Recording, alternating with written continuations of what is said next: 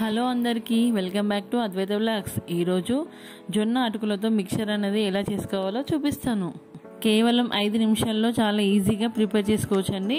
చాలా టేస్టీగా ఉంటుంది. ఈ మిక్చర్ని జొన్న అటుకులతో చేస్తున్నాం కాబట్టి హెల్త్కి కూడా చాలా మంచిది. కోసం అయితే జొన్న అటుకులు అయితే తీసుకుంటున్నామండి. జొన్న అటుకులు అనేవి పలచగా ఉంటాయండి. సో గాలికి అనేటివి మెత్తగా అయ్యి అందుకోసం అయితే ఫ్రై చేసుకోవాలండి. ఇలా స్టవ్ మీద ప్యాన్ పెట్టుకొని ప్యాన్ హీట్ అయ్యాక అందులో అటుకులన్నీ వేసుకొని ఒక 2 నిమిషాలు ఫ్రై చేసుకోవాలండి. ఫ్రై చేసి పక్కన పెట్టుకోవాలి.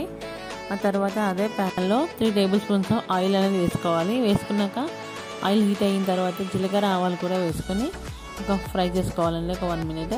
అది ఫ్రై అయ్యాక పల్లీలు కూడా వేసుకొని వాటిని కూడా కొన్ని సెకండ్ల పాటు ఫ్రై చేసుకోవాలండి. బాగా ఫ్రై అవసరం లేదండి, కొంచెం ఫ్రై అవ్వాలి. ఆ తర్వాత పచ్చిమిర్చి కూడా వేసుకొని ఫ్రై చేసుకోవాలండి. ఇలా పచ్చిమిర్చిని అయితే ఒక 2 నిమిషాలు ఫ్రై చేసుకోవాలండి. అది ఫ్రై అయిన తర్వాత కరివేపాకు కూడా వేసుకోవాలి. కరివేపాకు కూడా వేసి ఒక 2 నిమిషాలు అలా ఫ్రై చేసుకోవాలి. 2 నిమిషాలు కరివేపాకు ఫ్రై అయ్యాక ముందుగా నానబెట్టుకున్న శనగపప్పును కూడా వాటర్ తీసేసి వేసుకోవాలండి. వాటర్ వేసుకొని వాటిని కూడా మొత్తం అంతా కలుపుకోవాలి మిక్స్ అయ్యేలా.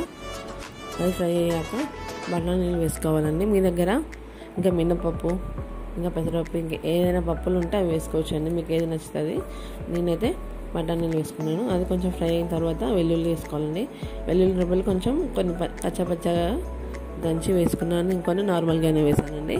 ఎందుకంటే కచ్చపచ్చగా దంచి టేస్ట్ అనేది చాలా బాగుంటుందండి. ఇలా అన్నీ వేసుకొని ఫ్రై చేసుకోవాలి. చూడండి ఎలా ఉందో. ఫ్రై అయిన తర్వాత లాస్ట్లో ఎండుమిరపకాయలు వేసుకోవాలండి. ముందుగానే ఎండుమిరపకాయలు వేస్తే ఇవన్నీ ఫ్రై అవుతాయి కదండి. ఫ్రై అవుతున్నప్పుడు ఎండుమిరపకాయలు మాడిపోతాయి అనేసి నేను లాస్ట్లో వేసానండి. అది ఫ్రై అయ్యాక రుచికి తగినంత ఉప్పు వేసుకోవాలి. ఉప్పు వేసుకున్నాక అంతా ఒకసారి కలుపుకోవాలండి. కలుపుకొని ఒక 1 మినిట్ దాన్ని ఫ్రై చేసుకోవాలి. అది ఫ్రై అయ్యాక పసుపు కూడా వేసుకోవాలండి. పసుపు ఒక 1 టేబుల్ స్పూన్ పసుపు కూడా వేసుకొని అంతా మిక్స్ చేసుకోవాలండి. మిక్స్ చేసుకున్నాక ముందుగానే మనం వేయించి పెట్టుకున్న అటుకులు ఉన్నాయి కదండి, సో దాన్ని కూడా ఈ పోపులో వేసుకొని ఒక 2 నిమిషాలు ఫ్రై చేసుకోవాలండి. అంటే ముందుగానే మనం వాటిని ఫ్రై చేసుకున్నాం కానీ అందుకే సిమ్లో పెట్టి ఫ్రై చేసుకోవాలండి, లేదంటే క్రిస్పీగా అయిపోతాయండి. ఫ్లేమ్ అనేది లో టు మీడియం అడ్జస్ట్ చేసుకోండి. ఇలా నీళ్ళు అంతా అటుకులకు పట్టేలా అలా కలుపుకోవాలండి వీడియోలో చూపించిన విధంగా. మిక్చర్ కోసం జొన్న అటుకులు లేని వాళ్ళు ఇలా పేపర్ అటుకులు కూడా దొరుకుతాయి కానీ, సో వాటితో కూడా మిక్చర్ చేసుకోవచ్చు అండి. ఇలా జొన్న అటుకులు వేసి ఒక 2 నిమిషాలు ఇలా మొత్తం కలుపుకోవాలండి. కలుపుకొని ఫ్రై చేసి స్టవ్ ఆఫ్ చేసుకోవడమేనండి. ఈ జొన్న అటుకుల మిక్చర్ అనేది చల్లారిన తర్వాత ఎయిర్టైట్ కంటైనర్ బాక్స్లో పెట్టుకొని స్టోర్ చేసుకోవచ్చు అండి. ఈ మిక్చర్ అనేది జొన్న అటుకులతో చేస్తాం కదండి, టేస్ట్ అనేది చాలా బాగుంటుంది.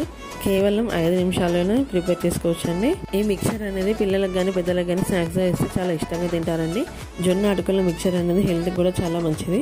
జొన్న అటుకుల మిక్చర్ అనేది మీకు నచ్చినట్లయితే మీరు కూడా ఒకసారి ట్రై చేయండి. ట్రై చేసి ఎలా వచ్చిందో మాకు కామెంట్ చేయండి. వీడియో నచ్చితే మీ ఫ్రెండ్స్ అండ్ ఫ్యామిలీకి షేర్ చేయండి, లైక్ చేయండి ఫ్రెండ్స్. అండ్ నా ఛానల్ ఫస్ట్ టైం చూసిన వాళ్ళు సబ్స్క్రైబ్ చేయండి. Thanks for watching.